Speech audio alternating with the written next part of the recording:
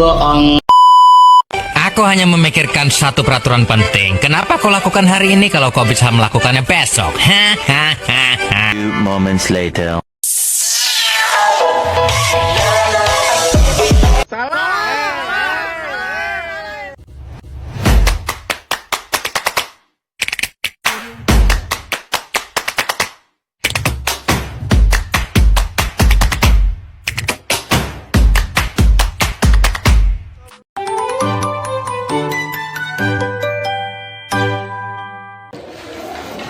Assalamualaikum warahmatullahi wabarakatuh.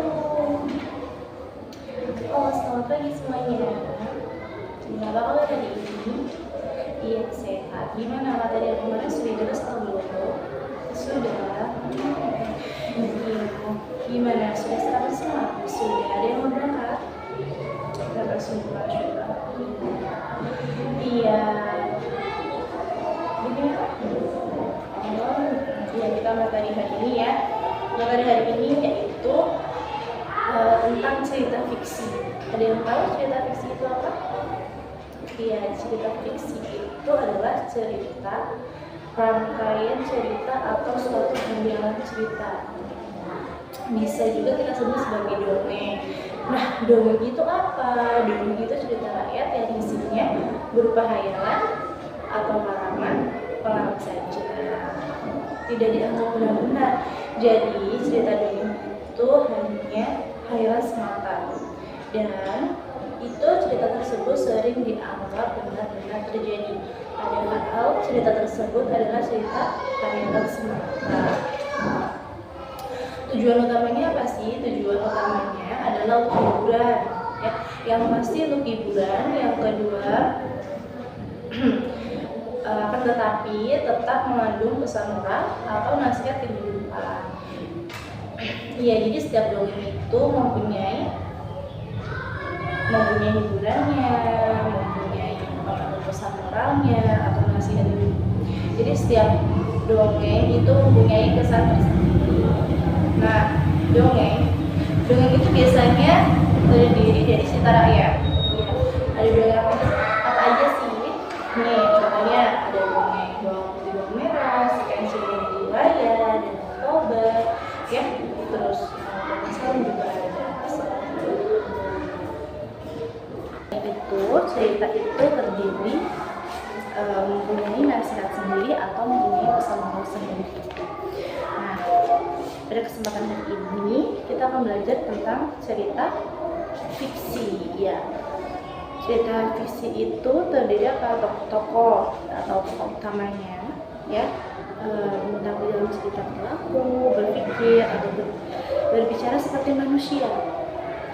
Tujuannya untuk apa? Tujuannya untuk menggambarkan sifat dan watak manusia serta mengajarkan nilai kebaikan. Contohnya ada apa aja?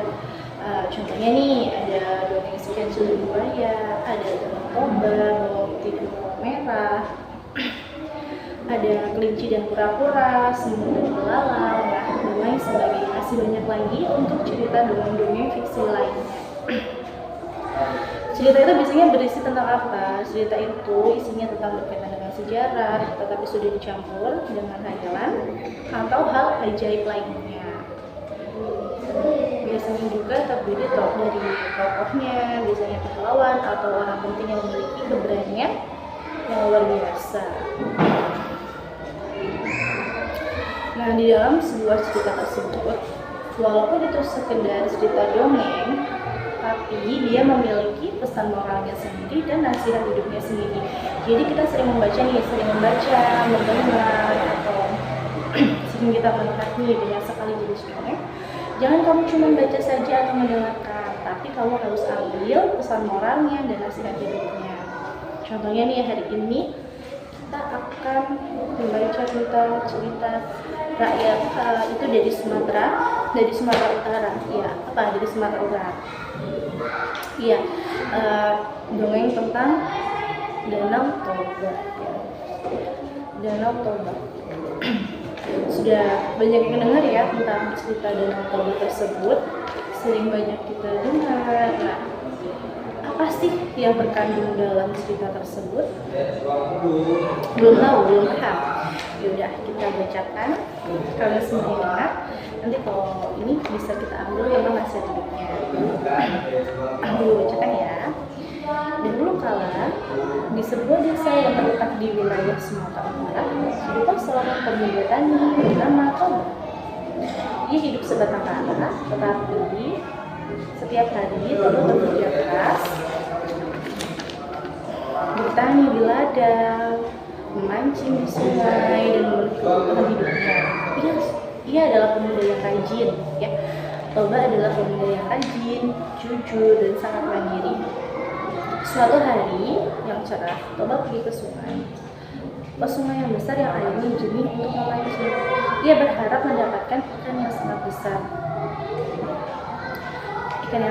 dan banyak untuk dimakannya. Sudah cukup lama ia menunggu, namun kail kancingnya belum juga bergerak. Tiba-tiba ujung tongkat pancingnya bergetar hebat. Toba sangat senang. Ia yakin mendapatkan ikan yang sangat besar. Dengan susah payah ia menarik kailnya ke atas. Benar saja, Toba mendapatkan seekor ikan yang sangat besar dan indah sekali. Sisiknya itu berwarna kuning. Jadi Toba mendapatkan ikan. Dia mendapatkan satu ikan, tapi sisiknya itu sangat indah sekali. Sisiknya berwarna apa? Sisiknya berwarna kuning keemasan dan berkilau, bersinar seperti matahari. Sisiknya itu berwarna merah. Ya, sisiknya berwarna merah. Belum pernah Toba melihat ikan seindah seumur hidup itu. Sesampainya di rumah, Toba meletakkan ikan ke dalam sebuah wadah dan berniat untuk mengolahnya menjadi makanan. Jadi Toba sampai di rumah, Toba letakkan ikan di dalam bak air untuk dia masak, untuk dia makan, ya. Terus Toba meletakkannya itu ke dalam sebuah wadah berniat untuk mengolahnya menjadi makanan. Namun saat dia kembali ke ruangan untuk mengambil pisau, ia sangat terkejut. Ikan itu hilang di tempat ikan itu berada. Ini berdiri seorang wanita yang sangat cantik jelita. Setelah Toba menemui tempat air tersebut, ternyata tidak ada ikannya, tetapi ada sosok wanita cantik, ya, wanita yang sangat cantik jelita, kulitnya bersih, rambutnya panjang, ya, dan hitam elegan, serta wajahnya sangat manis. Toba terpaku, tak percaya. Wanita itu pun tersenyum berkata, "Jangan takut, Toba. Sebenarnya aku adalah seorang putri yang diutus menjadi ikan karena melanggar aturan di tempat tinggalku. Kamu telah menyelamatkanku dengan menangkapku dan membawaku ke sini." Toba merasa kagum dan senang. Mereka pun saling berkenalan dan mengobrol. Lama-kelamaan tumbuhlah rasa cinta. Dia saling mengobrol. Seiring waktu yang berjalan, tumbuhlah sebuah rasa cinta.